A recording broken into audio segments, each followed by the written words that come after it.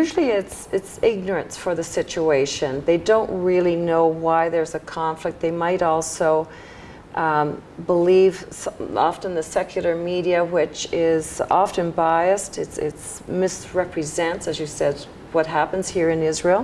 So how do they answer those kinds of questions? They are equipped then to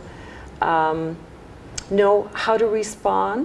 So you teach them about the issues that Israel faces, and then also how to respond to those kinds of challenges, because some of these students are on campus. Absolutely, absolutely. And we've been here in the Stand With Us Education Center, our international headquarters, for just over a year now in this amazing facility that we have.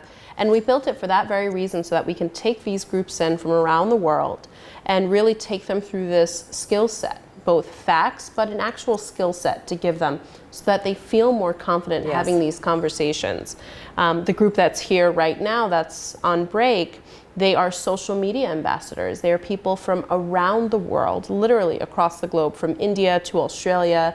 We have someone from Canada, France, Brazil, all over the world that are here to take Israel's message and the mission of Stand With Us specifically to social media. We've had over 10,000 visitors to this center. Wow, in the year? In that year. And it's been wonderful, because we know that, you know, we're here in Israel.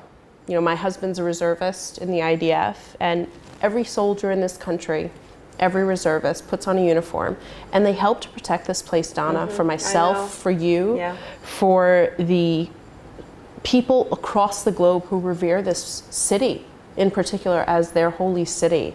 And they do that relentlessly every night, every day, in the cold and the heat, without question. But the battle for Israel's image, that is our battle to fight. And it's being fought on campuses in Canada. It is being fought on campuses in South Africa. It is being fought in communities, in the media, and on campuses around the world. It is a battle for hearts and minds. And we have to ensure, especially amongst our young people, that they are prepared and willing and ready to proactively educate. And that's what we hope that we are achieving, both as an organization and in particular with this You're doing here. a great job. And you have a fellowship so that in each of your countries you have young people, and they can actually go into a church upon invitation to talk to a young adult group.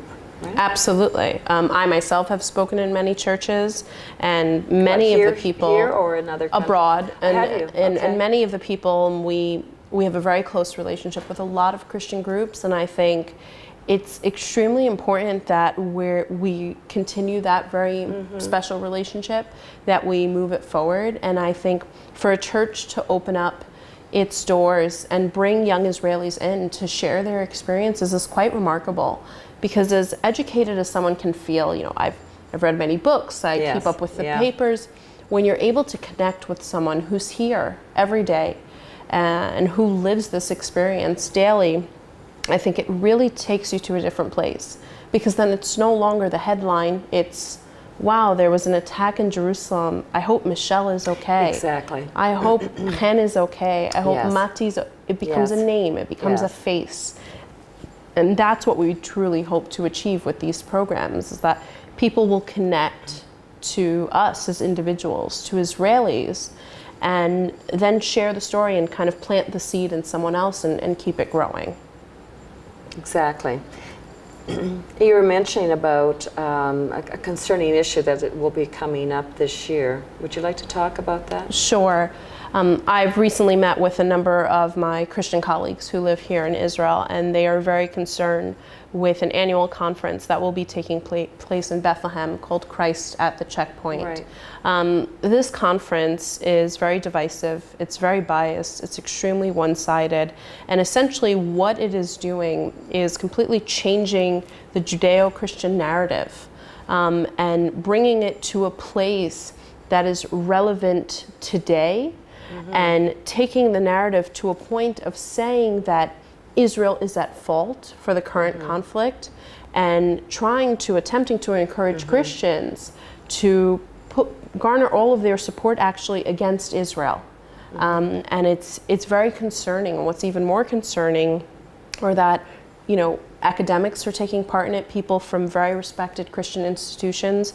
Many young people are being recruited to come to this conference where they will not have a chance, regrettably, to hear and experience, Israel through the eyes of some of the people who were part of our program, for example. And I think that's something that many in the Christian world should be concerned with. I think, as we spoke about the issue of apathy and how most people are very apathetic.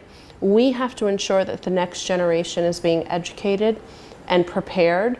And in order to do that, we have to be very aware of some of the scary things that are happening and that are taking place behind closed doors. And I really hope it's something that we can unite on in order to respond. It's all part of this greater campaign of the boycott movement against Israel. It really is. It's trying to delegitimize Israel, and then we have the labeling, the European. We've stood in Brussels just more recently against taking a legal action against the BDS that the European Union wants to in labeling Israeli products. So I think it is imperative that we get to know one another, that we work together, and that we continue to inform the next generation of facts on the ground here about Israel, because without that education, they could be swayed in another direction, for sure. Absolutely. Yeah. Is there anything else on your mind, Michelle, that we can do? I'm so happy that you all are here. I just want to say on a personal note, Donna, and I hope your viewers understand the importance of you being here during such a difficult time in Israel. I think there's nothing more telling of what the International Christian Embassy in Jerusalem is doing, what you all are doing abroad in all of your offices and your chapters, to be here and really show your solidarity with the people of Israel during a time where there are terror attacks on a daily basis. Really says something. It shows the true strength of this partnership, of this solidarity, and I know that you know this, and I want all of your viewers to understand this as well. This country, this place, it represents something for every single one of you, and I know that, and I respect that so much as a Jew. And I hope the next time you do hear a story or you hear about one of the challenges that are taking place in Israel, you will take the time and invest the effort to really understand it fully and put your strength behind it, because we are here protecting this place for every single one of you. And I'm very grateful that you're here right now during this time, and that you're able to enjoy our beautiful little country despite Always it all. have, like almost 40 times now. Wow, so amazing. Our interest is to bring as many people as possible here to Israel. And thank you. Thank you for your friendship. Thank you. And we look to see that grow. So thank you, Michelle. Thank you, Donna. Please share this video, and on YouTube, click the button below to become a subscriber.